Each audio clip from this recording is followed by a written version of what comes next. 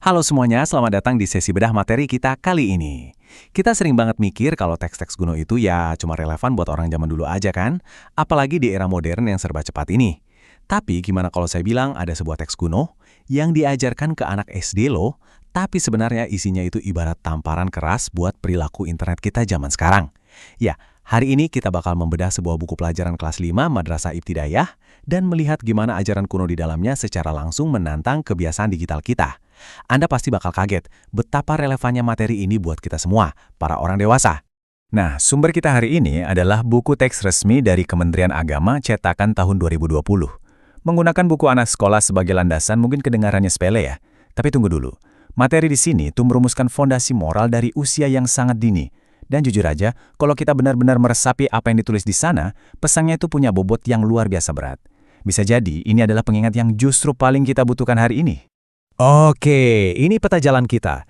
Kita akan mulai dari pengantar surah Al-Humazah, lalu lanjut ke larangan mencela, ilusi harta, peringatan tentang hutama, dan puncaknya, kita bakal bahas soal etika digital modern. Kita masuk ke bagian pertama, pengantar Al-Humazah. Mari kita mulai dari fakta-fakta dasarnya dulu. Kalau kita lihat dari namanya, Al-Humazah itu diambil dari ayat pertamanya yang berarti pengumpat atau pencela. Dari judulnya aja, fokusnya udah jelas banget, perilaku manusia. Ini secara spesifik menunjuk pada daya hancur dari lidah kita sendiri. Jadi teks ini nggak basa-basi ngebahas konsep yang abstrak, tapi langsung nusuk ke interaksi sosial kita sehari-hari.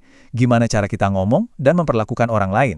Secara historis, teks ini tergolong surah Makkiyah, jadi turunnya sebelum hijrah ke Madinah, masa di mana fondasi keimanan itu lagi dibangun kuat-kuatnya. Surah ini sangat ringkas, cuma 9 ayat, dan letaknya nyempil di bagian akhir Al-Quran, di antara surah Al-Fil dan Al-Asr. Tapi ingat ya, jangan biarkan jumlah ayatnya yang dikit itu nipu Anda. Kepadatan teks ini justru bikin pesannya makin tajam dan nggak main-main. Masuk ke bagian 2, larangan mencela. Di sini kita bakal lihat spesifik perilaku apa yang dilarang keras. Buku teks ini tuh dengan sangat brilian ngegambarin 2 jebakan mematikan buat manusia. Di satu sisi, ada ujaran kebencian, caci maki, dan omongan kasar. Sebuah gambaran gimana manusia bisa dengan gampangnya saling jatuhin orang lain. Nah, di sisi lain, ada obsesi buta sama kekayaan. 2 hal ini, arogansi lewat kata-kata dan gila harta, adalah penyakit utama yang lagi dibongkar abis-abisan oleh teks ini. Alasan dibalik larangan ini ternyata dalam banget. Ini bukan sekedar soal jangan ngomong kasar karena nggak sopan, bukan. Ada alasan teologis yang kuat. Teks ini ngejelasin kalau setiap manusia itu kan ciptaan Tuhan. Artinya apa? Kalau kita mencela atau ngehina orang lain, secara langsung kita tuh lagi menghina sang pencipta orang tersebut.